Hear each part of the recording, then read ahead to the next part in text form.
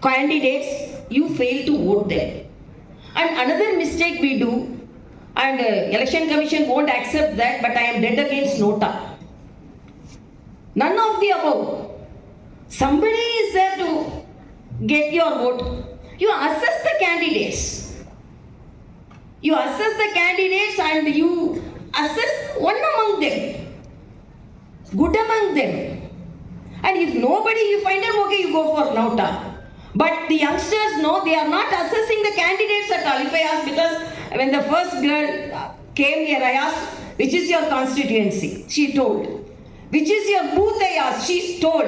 I really congratulate her, because sometimes when we give the card, which is your constituency, they don't know. Which is your booth, they don't know. So she is ready to vote because she has identified her constituency and she has identified her booth also. She has to identify the candidate. That I cannot say. She has to identify. So we have to assess the candidates. Who are the good candidates?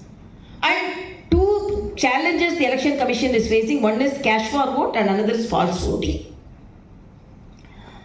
They used to say, one person told, no, I was very fortunate when I went to the polling booth, I saw my grandmother coming here from heaven.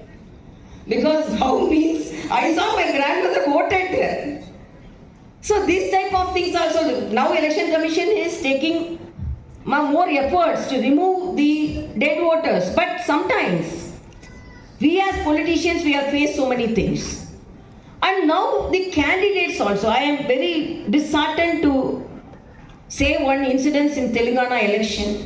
One of the candidate was appealing the voters, please vote for me. If you are not voting, I will commit suicide. That type of influence should not be there. That is wrong. And I appeal the Election Commission, they should take strong action against such candidates also. You appeal by doing what all the good things you have done. But sitting in front of the camera and saying, oh, I will, if you are not voting, I will commit suicide, then how will take forward the challenges faced by the society to help the people? So we have to, I am telling that 50% voting is there, 50% non-voters are there, and these non-voters are electing the bad officials. And when I was a candidate, I saw, when I was coming out of the polling booth, I saw one of the policemen fainted. Then I immediately approached me as a doctor, I went and gave first aid. Then I asked, why you fainted? Then he told, for 5 to 6 days, I am continuously on duty.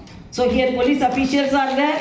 So I appeal them, whether it is collector or teachers or the organizers or the police officials, look that they get adequate rest and there's a good gap between their duties, because each and every one productivity should be there.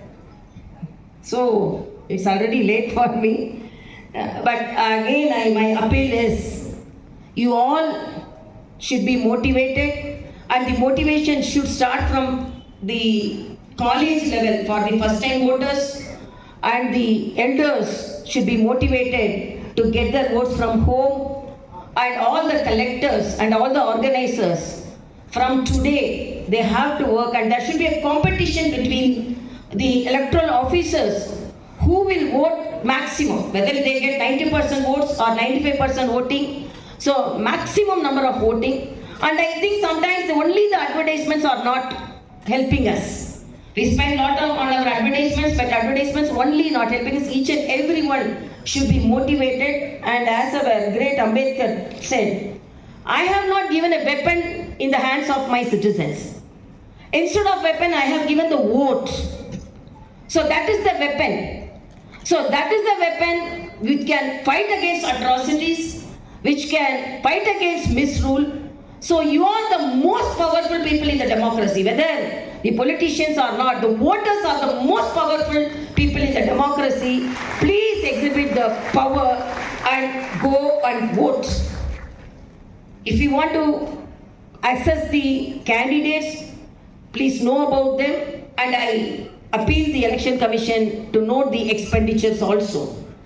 and the indirect means of influencing the voters also should be curtailed, and good people should contest, and good people should be elected, and good people should govern. So only the people get good governance, because the India is such a great country. It's a mother of democracy, and this mother should be safeguarded by great straightforward rules, and I'm really very happy.